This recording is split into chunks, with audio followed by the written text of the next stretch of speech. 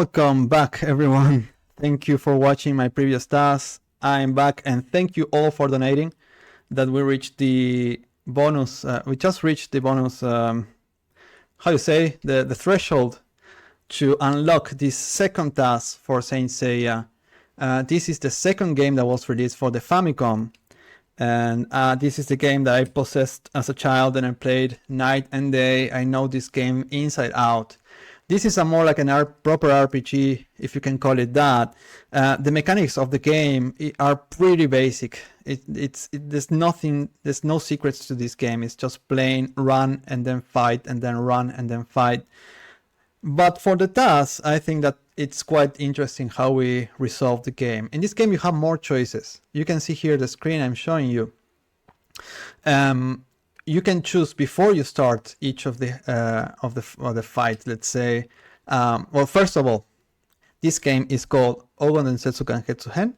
It's called the final chapter. Basically, this is the debt being paid for the last game not containing a proper end of the proper Gold Saints saga, right? So this is just the Gold Saints saga. So here we start right on the Arias house, and then we progress to the 12 houses in a perfect lore-based progression. So this is 100% adjusted to lore.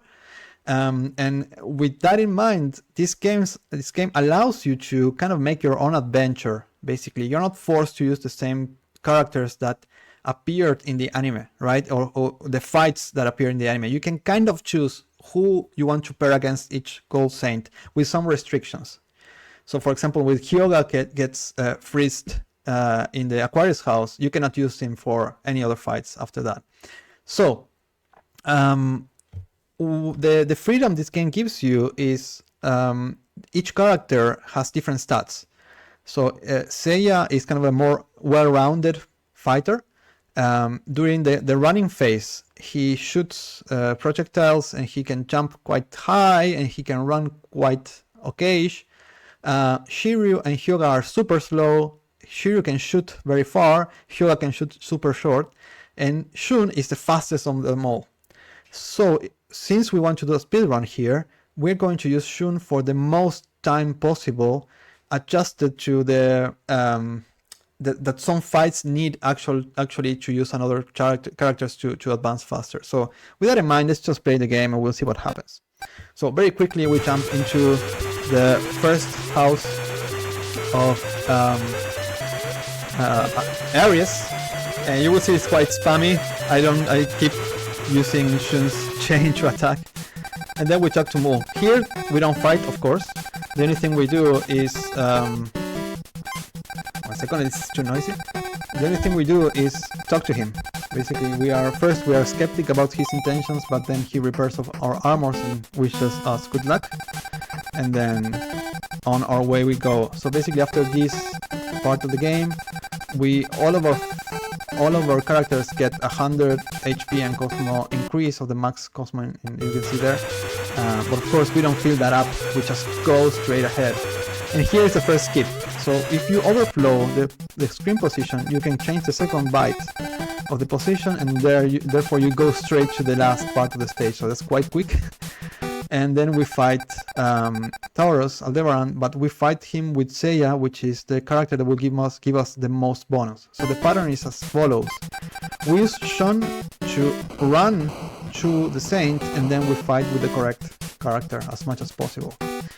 We want to maximize Seiya because he's going to be our go-to character to fight at the most of the battles, and his attacks become stronger and stronger. It needs less iterations of this kind of a back and forth when you fight, actually. In this game there's RNG. There is probability that the opponent will block the attack and you do 0 damage. But of course we manipulate that probability so that they always get hurt by our attacks. And on the other hand, you can dodge or you can skip their attacks if you press left or right at the correct time. It's a very small window of time that you can do that, and it's a 50-50 whether left or right was the correct choice for you to dodge the attack. In this case with Seiya, mainly because you will see the shortcut is so quick that we don't, and these Geminis don't allow us to change the character, so we lose a bit of time compared to Shun, but it's not that bad. So back to the attacks, you can dodge them with a certain probability. Of course, we manipulate that we always dodge their attacks, so they will never hurt us, basically. Except when we need to die in some parts of the game, the lore indicates that you need to die to unlock certain events or something like that. So Gemini, no matter what you do, he sends us to the third dimension, or the fourth or fifth dimension, whatever this is. This is quite accurate to the lore, given the Famicom's limitations. Let's say this is a very good representation of what happens in the anime, so I cannot complain. This is a very good game for what it is. When I was a child, I used to play this game. I didn't know you could dodge the attack, so I had to endure the game always getting hit. And I think I managed to reach the end under those circumstances after hacking the password system. So basically, since I had a bootlegged copy of the game, of course I couldn't afford, or I couldn't find an original game for this. In Argentina, those things didn't get to us in the 90s. What I ended up doing to compensate for the fact that I didn't have a user manual that tells me you have to dodge is I hacked the password system to get me a lot of Cosmo and life from the get-go, and with that I compensated without knowing there was a much easier way to go around this game. So well, fights are like this, back and forth. It's not so let's say one-sided as the previous game was. This is a little bit more fair. Of course, in a TAS we're not allowed to use the password system to give us infinite Cosmo life, because that's kind of using cheats, right? So we don't accept using the password system for that. Normally in TASvideos.org, because it doesn't make too much of an interesting movie. What's interesting is how you build the game normally, but using glitches and bugs. So as you saw just before, we also can cut the whole running part by abusing the offset bit in the position if you go and jump right close to the stage, to the screen end. So basically each consecutive house gets longer and longer. Here we also abuse that glitch, so we can jump straight to the fight. Each consecutive house gets longer and longer, so these shortcuts save more and more time. So this does this trick. I didn't come up with this trick. I saw this trick in a Chinese video service where someone had tasked this game and discovered this trick, but they never submitted to anywhere or tasked videos at all. So it was a complete coincidence that I found this video out there, and I was able to discover how they did it. This task I did, at least in the running stage, with my algorithm, with my bot, to brute force the fastest way to provoke this overflow. So this is not only these fights here, this menuing around is manual tasking. The other part is just using a bot to explore that. So in the anime, you kill Death Mask with Shiryu. Here Seiya takes care of everything, because now we're building a behemoth Seiya that will run over each of the other saints like a truck. So now we once again do the quick reaching around, and now we fight Ayoria. In this fight, you are obliged to die to unlock Cassius, right? So we just go ahead and let ourselves get hit, right? We don't decrease the life because anyway the attacks last the same no matter what you do. So that's all good. Now we shoot at him again. We talk to him first. Okay, I think my memory betrayed me. You don't have to die to unlock his vulnerability, so sorry about that. I got memories when I played as a child. You have to die to unlock Cassius, and he gives you a whole lot of extra points. But now I remember in this task, you only have to take one shot and talk to unlock his vulnerability. So we basically go on. You will see I have 513 Cosmo. I didn't fill the whole bar, and this is deliberate because 513 is the exact amount of Cosmo we need to beat him in 3 phases or 4, I don't remember. If I had put more Cosmo there, the attacks, my attacks, will have lasted longer. So what we want is to beat him in the least amount of cycles possible, but with the least amount of frames per cycle as well. So basically, we are maximizing the frames saved by not giving ourselves too much power. Before going onto this running stage, you can also increase your Cosmo life or change them or exchange them by 7 senses, which is the common currency here. But that's slower than doing it here, previous to the fight. So when Athena appears, then you can change those values, and that's faster than doing it before. So that's why we do it here. We increase the Cosmo to the minimum amount that we can beat Shaka in the least amount of cycles without sparing too many frames. This fight, as I told before in the previous task, is where all the Bronze Saints fight Shaka and they all lose, and then Ikki appears and saves the day. In fact, you can do that in this game. And Ikki will appear, and that's completely epic. That's the best part of the game. However, we want you to do it fast, so we use Seiya to attack Shaka, and he will be done very quickly. If you play the game casually, Shaka is kind of hard to beat, just like in the anime. Especially if you don't know how to block, it becomes quite a tough nut to crack. But of course, since we are manipulating here the RNG, we are completely invincible.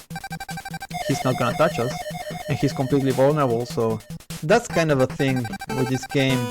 There's no challenge if you can manipulate RNG, basically. It's completely straightforward. So this attack should defeat him exactly.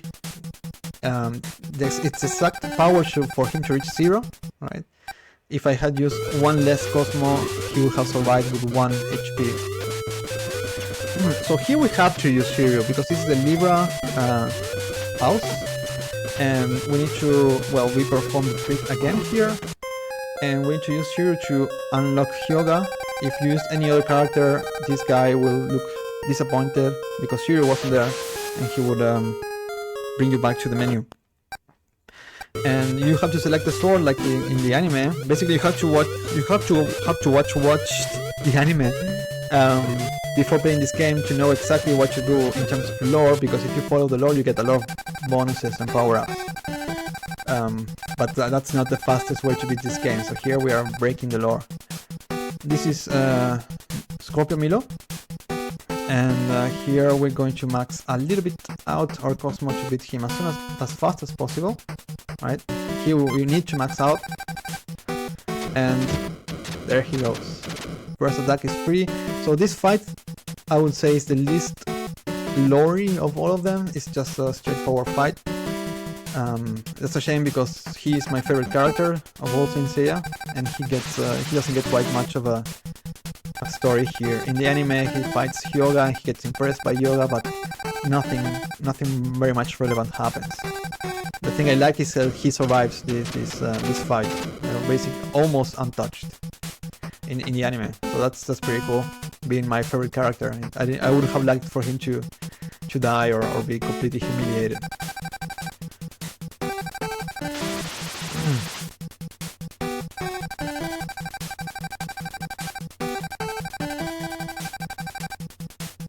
So here we exchange it for Hyoga. So that's why we got the maximized Cosmo, and we need to use Hyoga to follow. This fight needs to be beaten with Hyoga to unlock the final power-up for Seiya to speed up Seiya's last fight. So kind of, if you follow the lore a little bit, not too much, but a little bit, you get this last attack type for Seiya, which is much powerful than the normal ones. So you actually need to do that compromise. Here we talk to Aioros, which he's dead, but his spirit appears to wish us luck. So with whomever you reach this house, you're gonna get a power up for all of them. That's why we chose Shun, because he's the fastest one, and of course that's the natural choice here. The dialogue is the same no matter who you choose, and that sound indicates we got a power up. Next house is Capricorn. In the anime, Shiryu beats Shura of Capricorn here, and if you don't use Shiryu in this fight, you can debilitate Shura, but he will not die. That's quite frustrating. So if you use Shiryu, you have complete control over this fight and you can beat him no problem. And if you spend a minimum of cycles of fights, so back and forth, you're gonna get the third attack for Shiryu. But first you have to die. Basically we're going to hit him, right, once with all the might, right? Then we have decrease of life to 0, so no matter what happens we go down, and now Doko is going to appear to resuscitate us and motivate us, so we go back up again. And what we get here is more 7 senses, so common currency, but also we get a second attack. And yes, Shiryu Death Cannon. Basically this is where we sacrifice ourselves to beat him faster. And we also added the minimal amount of life before we continue, because if we left it at 0 we would die again. So there we have 1 life. That doesn't matter because he cannot touch us. But now by doing that cycle of death, which would be unnecessary normally, and gaining this attack reduces the amount of cycles needed to beat this guy. So all in all it's a compromise, but we save time by doing this. You can see with 1 attack we are basically running over him. So as our opponents lose Cosmo, they also lose power. Normally this would be important for a casual gameplay, but for a TAS it doesn't quite make a difference. The only difference it makes is that there are tasks, these blinking screens, so they last fewer frames. So it's in our interest to reduce the amount of Cosmo our opponent has if we want to save frames. So a little bit of dialogue in the lore. What happens here is that Shiryu grabs him and catapults him and himself with Shura through the skies, and they burn. Yeah, that's quite poetic, let's say. But then Shura saves him by giving him his cloth, and so he recognizes Shiryu is quite a noble warrior and then saves him. Now this is Camels of Aquarius. We have to, again, the same pattern. We do have to beat him using Hyuga. We don't have to die, if I recall correctly. We will get our 3rd and 4th attacks. I think it's Aurora something. I don't recall the name of the power-up. Okay, no, yeah, we do have to die here. Sorry about that. Because I think Mu is going to come to rescue us, and he's going to give us our 3rd attack. Yes, it's Mu. Quite bizarre, because you would expect Camus to be the one rescuing Hyuga, but Camus is the one who killed him. So we're back, we increased the HP by 1, and now we have the 3rd attack. And 4th attack, sorry about that, I forgot you got them right off the gate. So this attack is one of the most powerful ones in the game, just before Seiya's last attack. So we got quite a chunk of his HP and Cosmos right off the gate. So 667 is the minimum amount of Cosmo we need to beat him as minimum amount of possible of cycles. So we choose the same attack again. If you played this, well, as a child or whatever, as a casual playthrough, you would have spent an hour or 2 to reach this point. And once you see Hyuga has 3rd and 4th attack, that's quite exciting. You see, oh, what's gonna happen when you have this attack. So I think that's a very nice part of the game. I was very excited when I played it earlier on in my youth, and I saw these kind of things pop up. So what happens in the lore, if you haven't watched the anime, is that they beat each other, let's say, with a absolute 0 cold attack, and they both fall down here. So it's kind of poetic that the student reached the level of the master, and they both reach the absolute 0 power. So now we use Shun, and this is one of the few times where Shun is the correct character to use here. If you don't use Shun, you can defeat Pisces here, Aphrodite of Pisces.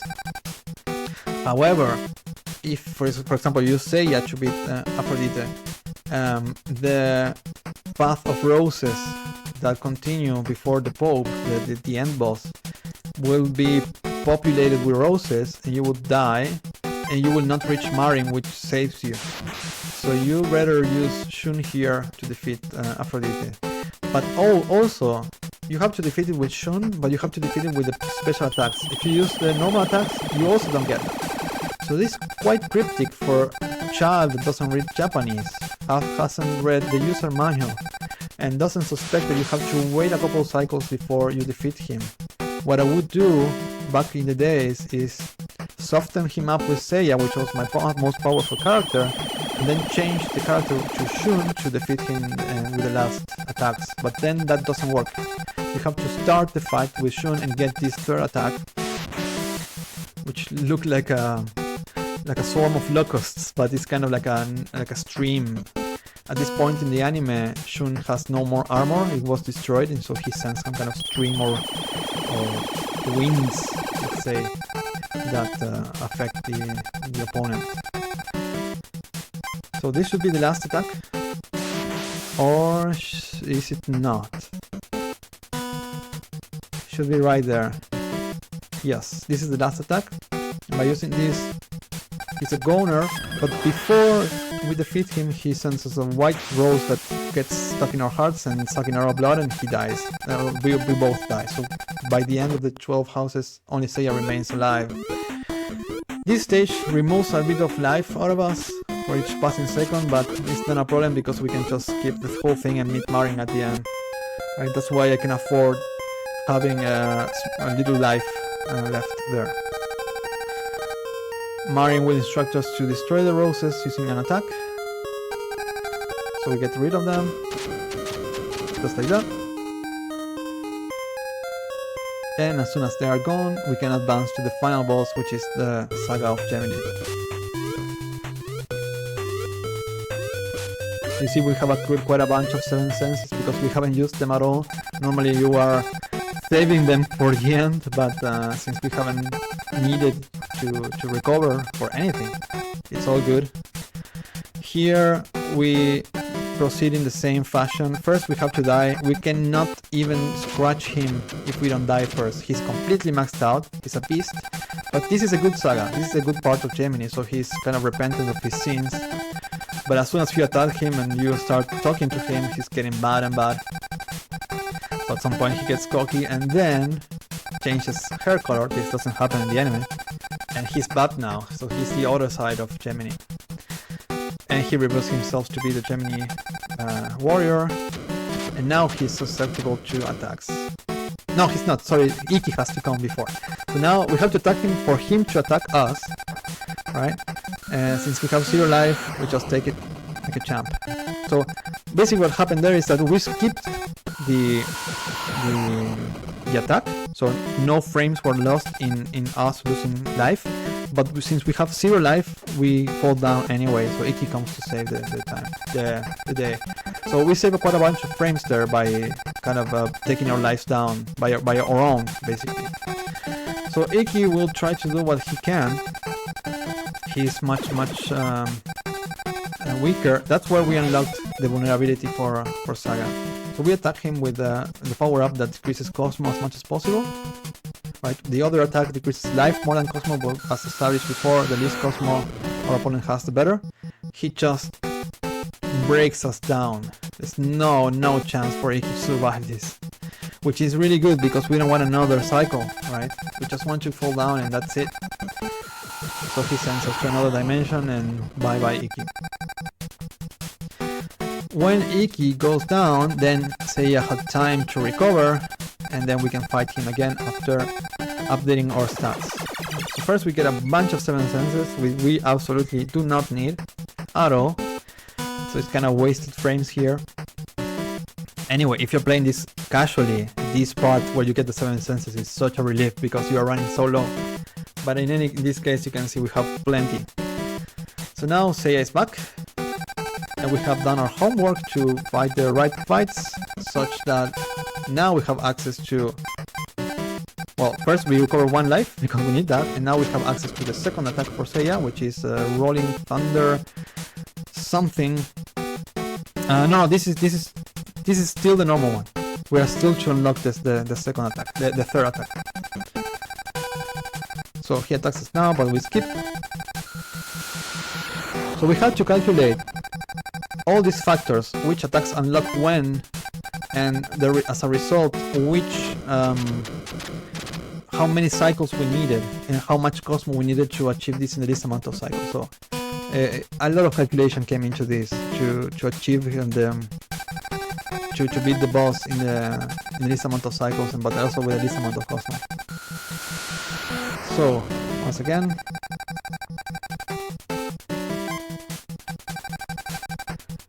so yeah, I was wrong. We don't unlock the third power up for Seiya here. You actually have to unlock Iki in the Chakra fight to get that. I apologize. I had a false memory there of using the best attack to beat Gemini, but we will manage to beat him with a normal attack here. I think it's just one more cycle. This is it's not quite of an interesting RPG kind of fight. There's not many options, and the factors are very linear, so there's no side effects, or there's no kind of power-ups that serve for certain situations or not. It's just I beat you, you beat me, I beat you, you beat me until someone dies. It's very straightforward. There are of course much better RPG games, but this being Saint Seiya, of course it was my favorite. So that's done. That's the end boss death, and this is time. Now let's the credits play.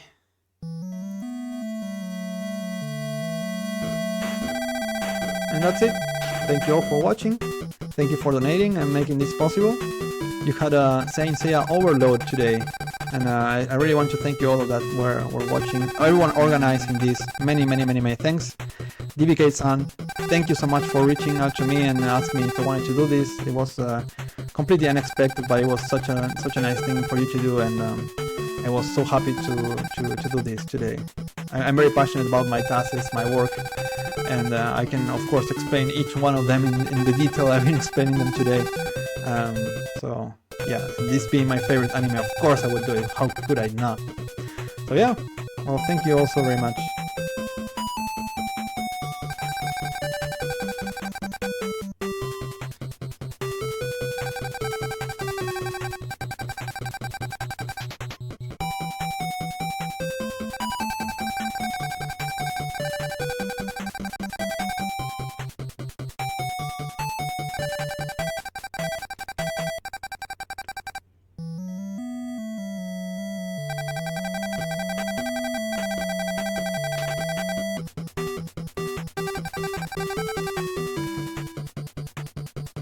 Absolutely.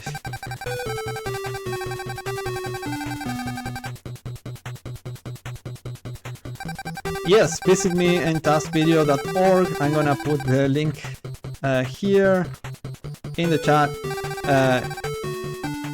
You can watch all my other tasks there. I will be making more anime tasks for you guys in the future. Thank you.